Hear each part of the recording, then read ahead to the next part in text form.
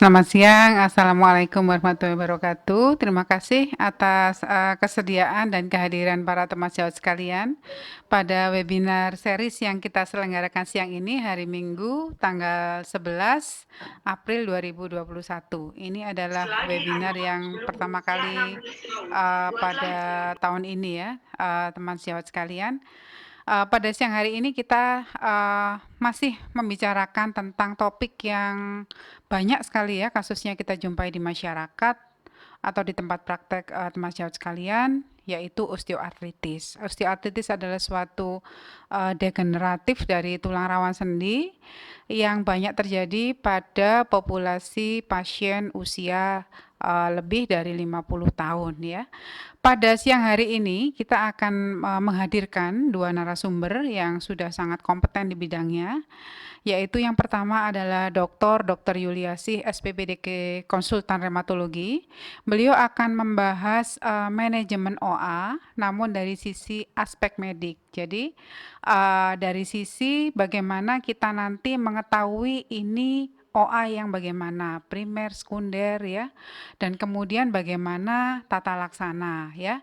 Jadi memang di dalam penata laksanaan OA sampai dengan sekarang tidak ada sesuatu yang bersifat sangat solutif dan memuaskan, karena ini adalah merupakan bagian dari proses degenerasi di mana kita sebagai dokter harus bisa mencegah ya, mencegah sesuai dengan situasi dan kondisi daripada pasien. Dan pembicara kedua, kami hadirkan Dr. Rita Vivera Pane. Beliau adalah staf Rumah Sakit Haji Surabaya dan beliau saat ini menjabat sebagai Ketua Persatuan Dokter Ahli Rehabilitasi Medik Jawa Timur. Ya, jadi beliau sangat aktif sekali. Kami harapkan nanti beliau bisa membahas manajemen OA dari sisi atau segi bidang beliau, yaitu rehab medik ya, dan kami minta beliau nanti mengupas apakah hyaluronic acid masih bisa kita gunakan sebagai terapi untuk memperlambat proses kerusakan tulang rawan pada kasus osteoartritis. Baiklah, sambil nanti kita menunggu teman-teman yang lain join, pertanyaan bisa disiapkan setelah nanti Dr. Yuliasih memberikan materi yang pertama, bisa disampaikan via chat box. Kemudian nanti mungkin kalau waktunya masih ada, kita berikan kesempatan pada 2 atau 3 orang penanya. Baiklah, kita mulai pembahasan untuk yang pertama ya. Jadi sambil santai-santai kita menambah ilmu dan wawasan atau reminding sekali lagi, mungkin barangkali para teman sejawat dokter sekalian menangani kasus-kasus OA ya, baik di Vaskes 1, Vaskes 2 maupun sampai dengan Vaskes 3. Dr. Yuliasih kami persilakan bicara dengan judul OA Management from fokus pada medical aspect. Dr. Yuliasih, silakan Dok. Terima kasih Dr. Lita. Assalamualaikum warahmatullahi wabarakatuh. Selamat berjumpa kembali para teman sejawat yang hadir dalam acara Zoom siang hari ini. Tadi sudah dijelaskan oleh Dr. Lita bahwa saya akan memberikan informasi atau sharing tentang manajemen osteoartritis tapi medical aspect. Kita harus tahu apa itu osteoartritis. Osteoartritis itu penyakit degeneratif. Jadi penyakitnya orang tua sering dijumpai, tetapi polirematologi jarang menerima OA karena mungkin pasien OA bukan datang ke polirematologi ya, karena polirematologi itu dipikir oleh pasien tentang penyakit autoimun. Saya juga kurang mengerti kenapa OA di tempat poliklinik itu jarang. Dan OA merupakan problem kronik muskuloskeletal nyeri. Masalahnya adalah pada OA ini sudah manula, akan kesulitan berjalan, kesulitan mobilitas, maka akan meningkatkan mobilitas dan mortalitas. Dan biaya untuk terapi yang definitif yaitu knee replacement atau hip replacement itu tidak murah, tidak semua orang bisa menjangkau terapi itu.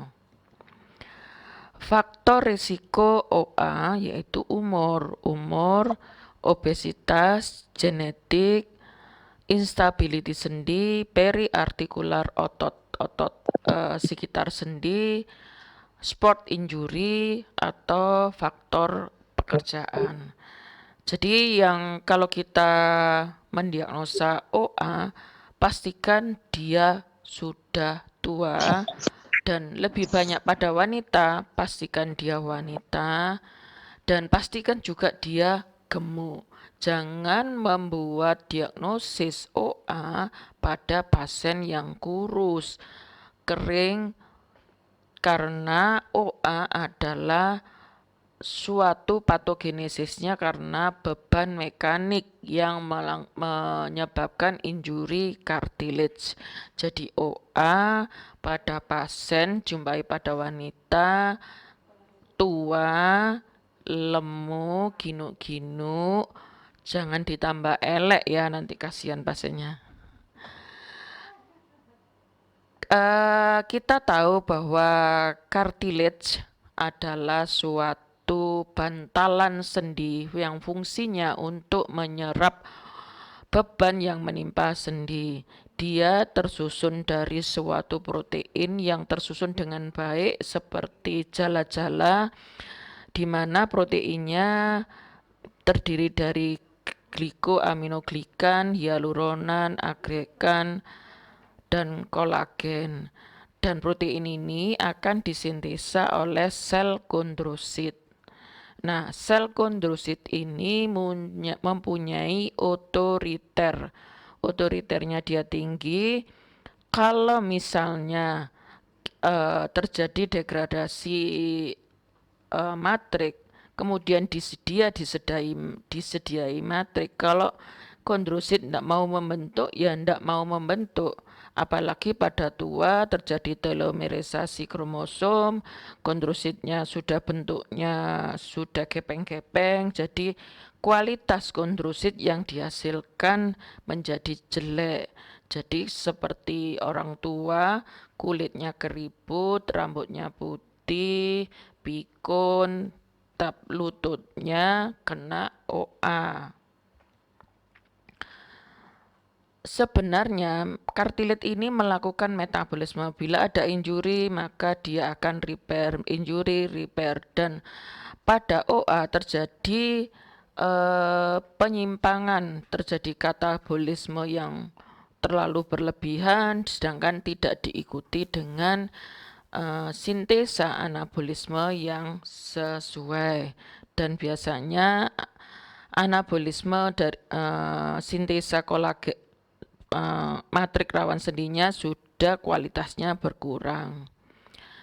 Patofisiologinya ada dikaitkan dengan faktor genetik, faktor risiko, di mana ini ada faktor injury atau pada atletik itu trauma yang berulang-ulang menimbulkan structural damage dari cartilage, di mana ini akan menimbulkan nyeri, di mana nyeri ini akan menimbulkan muscle weakness, dan ini akan merubah kondrosit fungsi, keluar sitokin, terjadi sinovial inflamasi. Tapi jangan dibayangkan bahwa sinovial inflamasi yang pada OA seperti pada RA. Dia tidak ada proliferasi, tidak ada destruksi. Kemudian kita coba jelaskan dengan tekanan ya. Bila tekanan menimpa sendi, Kalau tidak ada absorben, maka tekanan intraartikuler ini akan tinggi. Maka tekanan intraartikuler yang tinggi ini akan merangsang sinovial menjadi sinovitis. Kalau terjadi sinovitis maka akan menimbulkan nyeri. Karena nyeri maka dilakukan rest joint, maka atrofi di sekitar otot-otot sendi. Rest joint ini menimbulkan malalignment. Malalignment ini akan memperberat daripada beban sendi, beban yang menimpa pada sendi makin tersebar, tidak merata.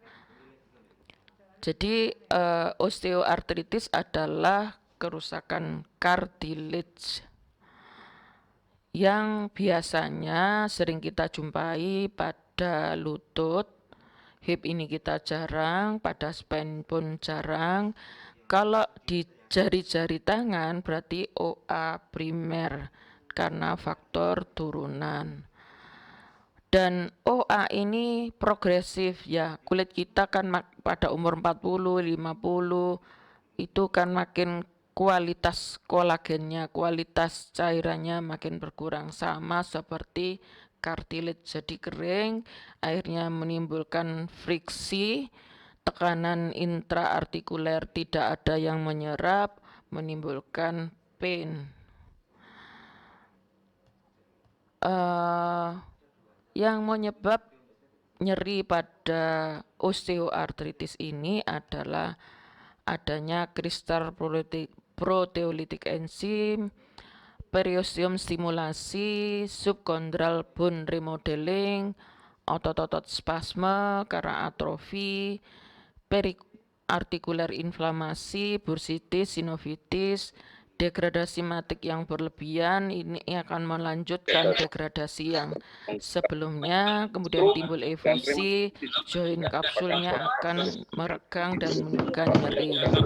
Nah, malalignment ini adalah akibat resting sendi, atrofi dari otot-otot sekitar sendi sehingga menimbulkan genu valgum dan genu varus. Genu valgum dan genu varus ini akan memperparah nyeri sendinya.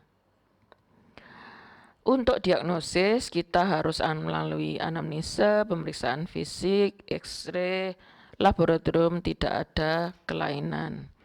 Simptomnya nyeri, kaku tetapi tidak lebih dari 1 jam, bengkak mungkin kita dapatkan, perubahan fungsi lutut, kelemahan otot-otot periartikuler, adanya deformity tadi, genu varus, genu valgus, kemudian cracking, bunyi krek-krek kalau berjalan. Kemudian kalau pada pemeriksaan perbedaan cara berjalan seperti lonceng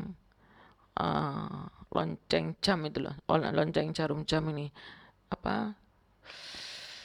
cara jalannya. Kemudian nyeri pada perabaan seolah-olah sendi membesar karena otot sekitarnya atrofi, crepitus ada gesekan tulang, limitasi motion karena pain, deformity tadi sudah dijelaskan, instability. OA lutut biasanya kita lihat ada penyempitan ruang antar sendi, ini ya, kemudian ada osteofit, ada subchondral, reaksi subchondral, terbentuk osteofit. Biasanya tadi sudah saya jelaskan pada orang tua, kadang-kadang didapatkan infusi, genu varus. Nah, ini gambaran OA pada hip, hampir saya tidak pernah dapat pasien OA pada hip. Ini OA primer, besar-besar, sendinya membesar-membesar. OA pada shoulder ini juga cukup jarang. Kalau ini adalah OA di digiti 1, namanya bunion. Ini sangat sering dan ini diturunkan. Kemudian OA pada pemeriksaan klinis sendinya seolah-olah membesar karena ada atrofi otot-otot di sekitar sendinya. Kemudian ini OA primer, dan pada Radiologi hanya kita lihat penyempitan ruang antar sendi. Bagaimana manajemen osteoartritis? Pertama adalah mengontrol nyeri, mengembalikan fungsi sendi, menurunkan progresivitas penyakit, dan meningkatkan kualitas hidup sapa pasien. Option terapi pada OA yaitu memberikan topikal NSAID, controlling malalignment dengan suatu latihan. Ini diberi kronik sisa doa, itu obat-obat yang mirip dengan DIMAT tetapi untuk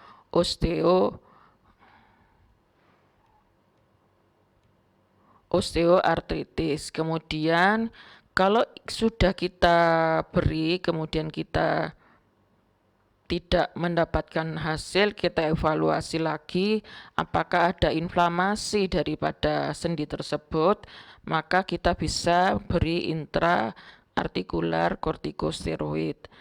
Bila kering, bila sendi benar-benar kering, maka kita bisa menginjeksikan intraartikular hyaluronan. Kemudian ditingkatkan dengan kalau dua ini sudah tidak mumpuni menyelesaikan masalah nyeri, maka kita naikkan dengan memberikan opioid dan terakhir replacement. Nah, mulai dari ringan, apa yang dikerjakan? Edukasi, exercise, weight loss. Kalau kita menyarankan weight loss pada ibu-ibu menopause, amat sangat sulit karena dia menopause, metabolismenya rendah, maka dia menjadi melar seperti kena ragi, ya. Kemudian non farmakologi, fisioterapi, pakai brace, pakai farmakologi NSAID yang topikal atau parastamol saja. Kemudian meningkat kalau makin nyeri, NSAID atau digabungkan dengan opioid atau injeksi steroid atau hyaluronan. Non farmakologi tadi sudah saya sampaikan. Nah, ini exercise yang dianjurkan kalau bersama-sama mempunyai teman mungkin akan bersemangat. Kemudian ini latihan strengthening yang harus dijalankan oleh penderita OA. Kemudian ini aerobic low impact yang harus dikerjakan pada penderita OA. Kemudian ini walking aid yang untuk membantu pasien tidak nyeri, bisa menggunakan tongkat kalau sangat tidak bisa berjalan, ini tongkat sangat memungkinkan, atau pakai alat jalan yang punya kaki 4 itu. Kemudian pakai sepatunya harus support, benar-benar support sekali dalam menggunakan sepatu, tetapi tidak saat pergi, tetapi di dalam rumah juga harus dipakai karena ini suatu treatment. Kemudian obat-obatan, NSAID-nya bisa macam-macam dan tidak ada panduan bahwa harus pakai yang pertama harus ini, NSAID-nya harus itu, NSAID-nya, karena setiap pasien mempunyai respon NSAID yang berbeda-beda. Kemudian topical agent untuk analgesik, hot pack atau rendam air panas, kasih balsam. Kemudian OA tadi kasih steroid ya atau hyaluronan. Intraartikuler terapi sebenarnya bermanfaat untuk mengurangi nyeri. Most often use up 3 bulan sekali ya, with frequency injeksi, risk infeksi, worsening diabetes itu akan menjadi ikutan. Pencucian sendi menurunkan gejala simptomatik, sedangkan hyaluronan ini nanti akan dijelaskan oleh Dr. Rita. Kemudian ini surgery. Terima kasih, demikian dari saya, mudah-mudahan bermanfaat untuk teman-teman sejawat semua.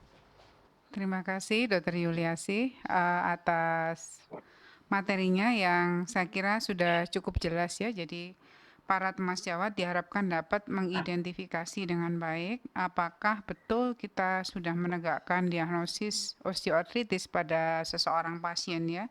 Dr. Yuliasi tadi sudah menjelaskan, jadi kita cari faktor resiko ya, dan kita lihat komorbiditas, jadi sisi atau aspek dari metabolik dan juga banyak sisi dari OA ini ya, baik dari sisi sosial, sisi metabolik, kemudian perhatian terhadap komorbid, penggunaan obat-obatan, terutama NSAID, di mana setiap pasien mempunyai respon yang berlainan dan kita sebagai dokter harus mengawal pasien, memantau skor nyeri, tingkat nyeri, perbaikannya bagaimana, menghindari efek samping obat karena rasa nyeri tidak bisa dihindari sehingga mereka sering sekali terjebak pada efek samping obat.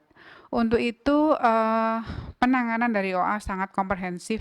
Jadi di sini bisa melibatkan banyak dokter ya untuk kompetensinya, misalkan dokter penyakit dalam, kemudian terutama temas jawat, dokter rehabilitasi medik yang memberikan terapi untuk bisa maintenance, exercise, dan memberikan obat-obatan yang aman yang kita pastikan betul-betul minimal efek samping serta mencegah kerusakan degeneratif tersebut berjalan lebih lanjut. Untuk itu silakan kami berikan waktu kepada Dr. Rita Viviera Pane untuk bisa menjelaskan tata laksana osteoartritis dari segi rehabilitasi medik dengan fokus pada injeksi hyaluronan. Silakan Dr. Rita, waktu kami persilakan.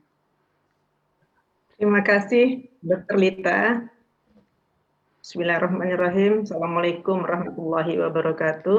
Waalaikumsalam. Selamat siang kepada seluruh peserta webinar yang cukup banyak saya lihat di sini, hampir 180 orang. Selamat kepada Pabdi yang berhasil melaksanakan continuing education ya saya rasa ini ada baik kepada dokter umum khususnya di puskesmas atau kepada spesialis.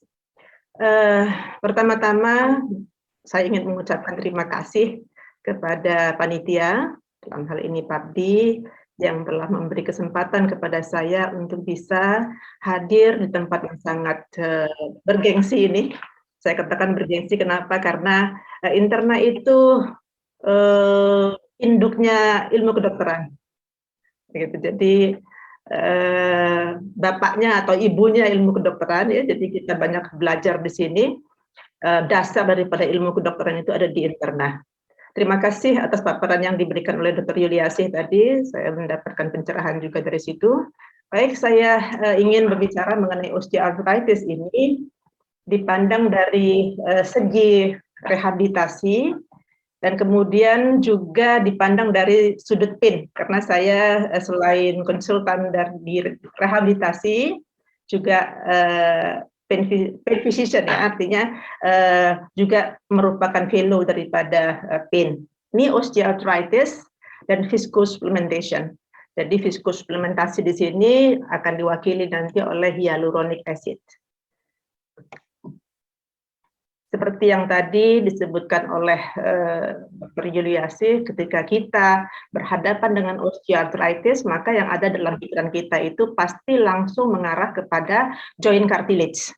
Jadi biang keroknya itu adalah joint cartilage, di mana pada joint cartilage yang sehat itu sangat kuat dia, komposisinya sangat keras dan sangat licin juga, dengan ketebalan yang sangat berbeda apabila dia telah mengalami kerusakan, seperti karena oleh proses degeneratif.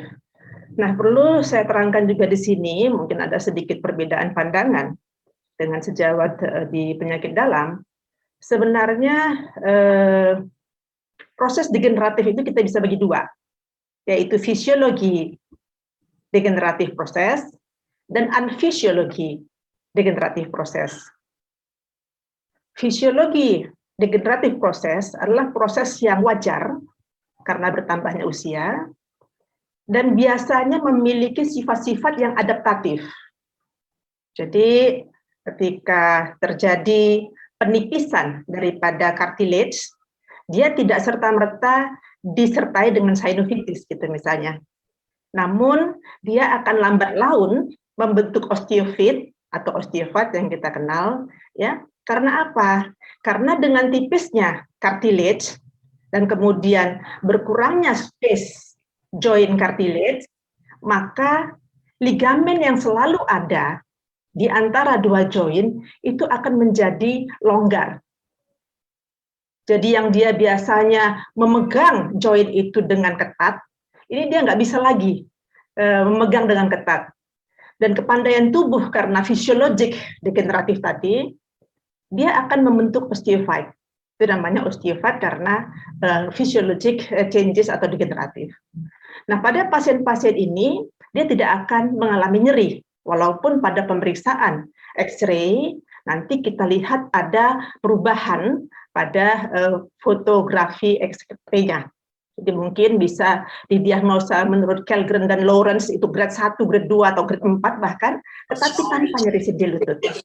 Jadi ketika kita mendiagnosa suatu OA, khususnya OA lutut, maka di situ harus ada diagnosa klinis yang dimana syaratnya adalah yang pertama adalah knee pain. Kalau misalnya tidak ada knee pain, tidak ada nyeri pada lutut, walaupun pada pemeriksaan X-ray-nya terdapat perubahan degeneratif Kellgren-Lawrence grade 2 gitu misalnya, maka kita tidak bisa diagnosa dia sebagai OA secara klinis. Karena apa? Karena sekali lagi kita sebagai dokter tidak mengobatin X-ray.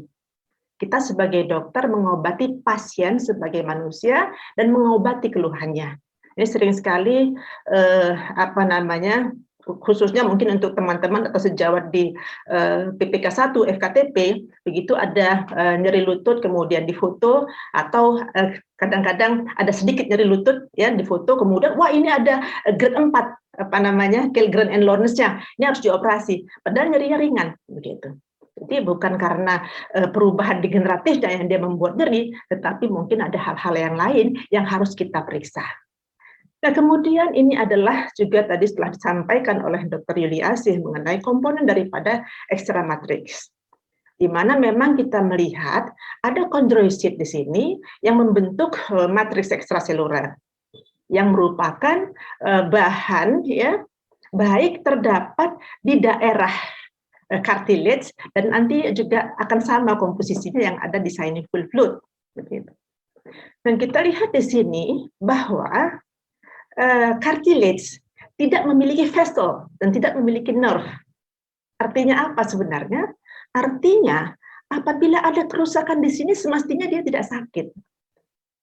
Jadi seperti sama dengan di tulang belakang ada sepertiga, 2/3 tengah daripada intervertebral disc itu tidak ada pembuluh darah dan tidak ada nerve, sehingga apabila sesuatu terjadi di situ dia nggak akan nyeri.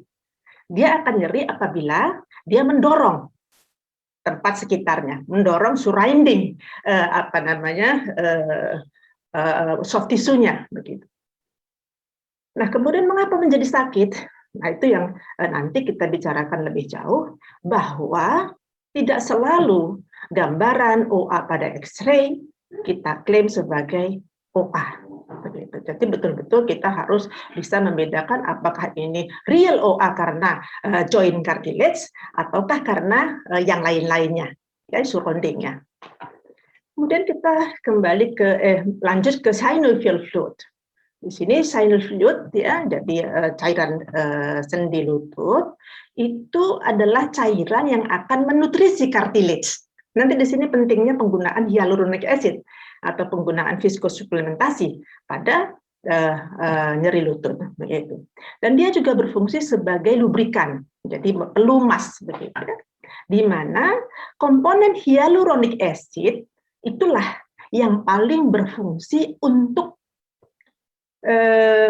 menjamin kekentalan ya atau viskositas daripada cairan lutut. Viskositas ini ya sangat diperlukan untuk shock absorben begitu, untuk redam kejut. Sehingga ketika kita jalan, ketika kita jumping, ya, dia mampu meredam kejut atau istilahnya shock absorben begitu. Tapi kalau saya bahasa ini kan redam kejut agak aneh juga. Saya pakai shock